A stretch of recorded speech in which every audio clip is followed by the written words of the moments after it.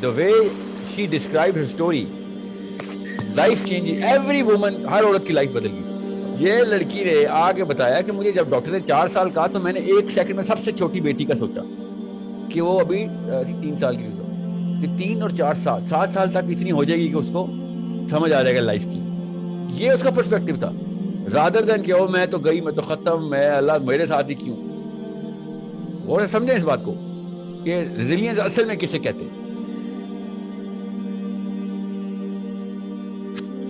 دیکھیں نبی اسلام نے شاہ فرمایا کہ جب اپنے سے بہتر بندہ دیکھو نا اور آپ کے دل میں شیطان آئے تو آپ اپنے سے کم تر بندہ دیکھیں, تو کم ریسورسز ملی ہوئی ہے نا اور وہ پھر بھی چل رہا ہے, ٹھیک ہے.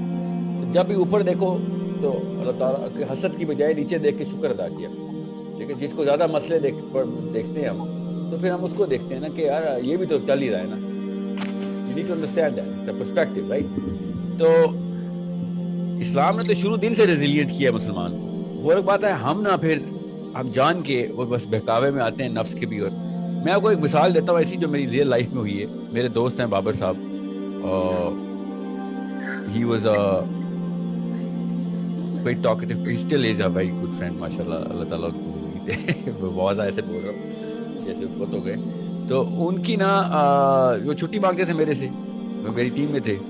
تو میں جب 1 2 3 دفعہ چھٹی کے بعد میں نے پوچھی بابر کدھر ہوتے ہو یار, تو کہتا ہے میری بھابھی جو ہے نا بھابھی, ان کو انٹیسٹینل کینسر ڈائگنوز ہو گیا ہوا ہے, تو میں بیبی سٹنگ کرتا ہوں. تو اس کے بعد کیا بات تھی, میں نے کہا یار تم میری طرف سے 2 مہینے کی چھٹی لو, ٹینشن نہ لو, جا کے دیکھو گھر پہ معاملہ کیا ہے. اسے نہیں سر 2 مہینے کی ضرورت ہی نہیں ہے, بس ہفتے میں 1 دن. تو he went there, he used to do that.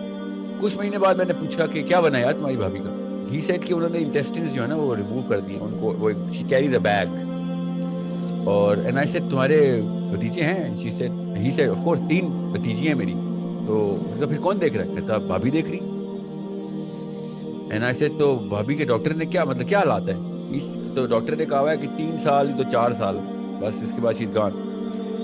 so میں سوچیں تھا میرے پہ کیا شوق گزرا ہوگا نا. تو تم 1 دن جاتے ہو ہفتے میں, چیز سے ہاں وہ باقی کے دن نہیں آنے دیتی ہوں, کہتی ہوں جس دن ہاسپٹل جانا ہوتا ہے نا 1 دن ان کی وہ کیمو ہوتی ہے کہ پتہ نہیں کیا ہوتا ہے, تو اس دن ہم پھر گھر پہ ہوتے ہیں. اس کے علاوہ وہ تو نہیں, مطلب she does not let us believe کہ وہ بیمار ہیں.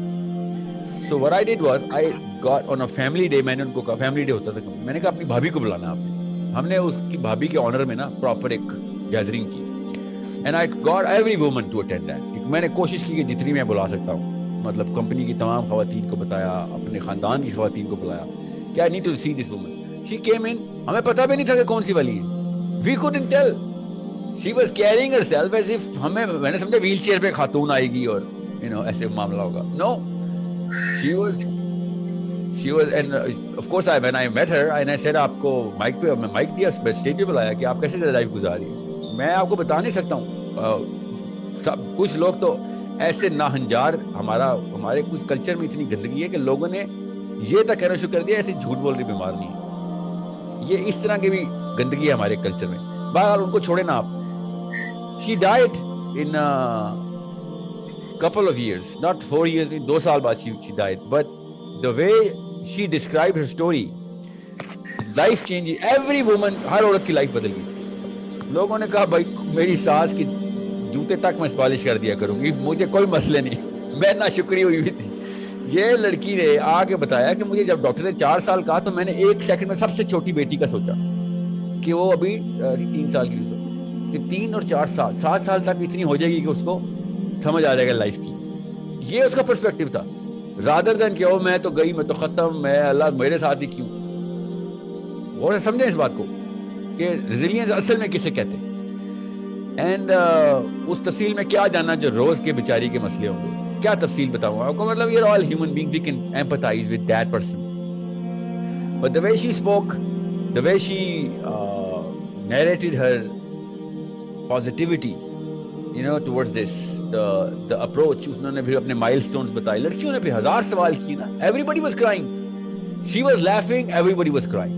وہ ہنس رہی تھی, کہکے لگا رہی تھی, اور سب کے ساتھ رو رہی تھی. لڑکیاں رو رہی تھی زیادہ تر جب انہوں نے سنا کہ بچیوں کے نام بتا رہی وہ کہ, اور بچیاں بھی ہوئی تھی ظاہر ہے, تو بچیوں کو بھی بلایا انہوں نے اسٹیج پہ.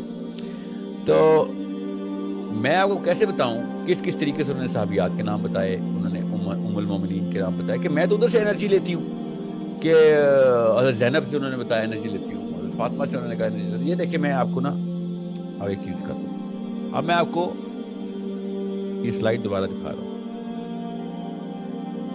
اب اس سلائڈ کی لاسٹ لائن پکڑے گا.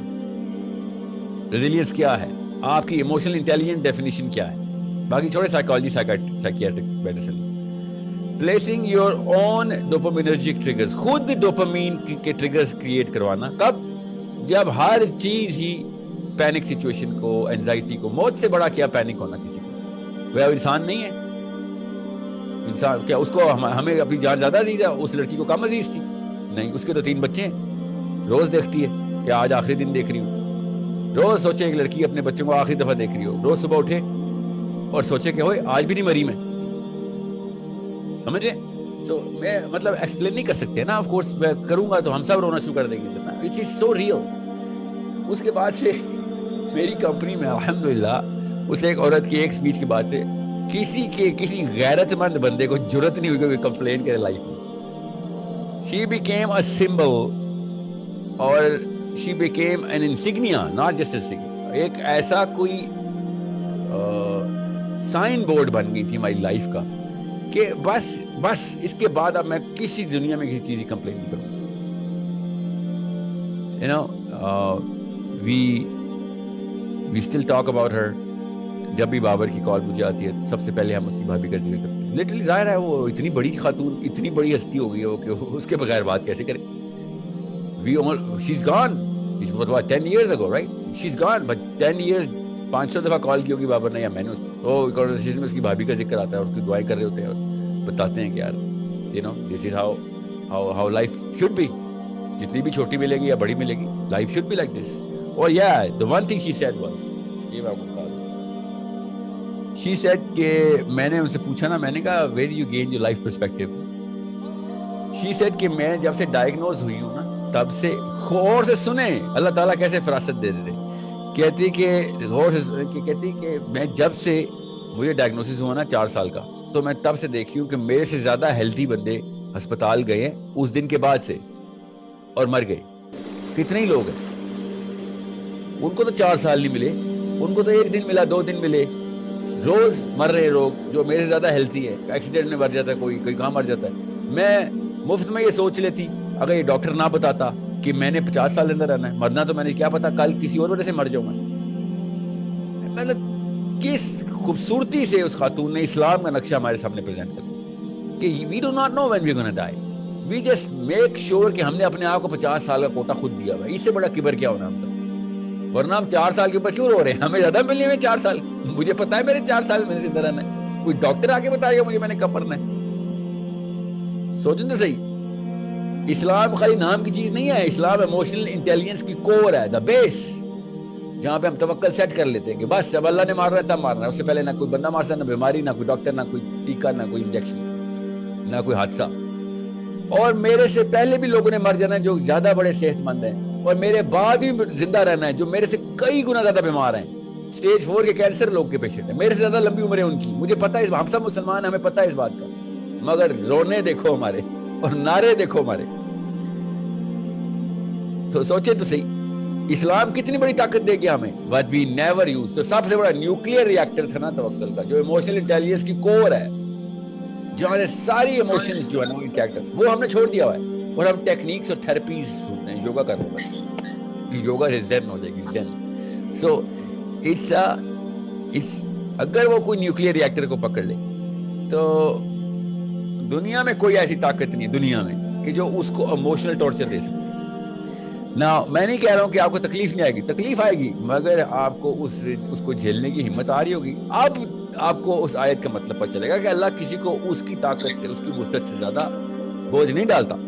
وہ الگ بات ہے ہم نے اپنی وسعت ختم کر کے چھوٹا سا ایک نقطہ بن چکے ہیں، ہم اتنے بونے ہو چکے ہیں کہ عام سا ایک بندہ، عام سی ایک ساس، عام سا ایک باس، عام سی ایک بہو، عام سی ایک نند، عام سا ایک سبارڈینیٹ، عام سی ایک سچویشن، عام سا ایک حادثہ ہمیں کائنات ختم کر دیتا ہے ہماری. ہمارا اللہ عز و جل کے اوپر ایمان ختم کر دیتا ہے، لٹرلی ایک عام سا حادثہ. سو it's all about how rich we are in the concept of Allah subhanahu wa ta'ala. How rich we are. وہ دولت کس کے پاس ہے؟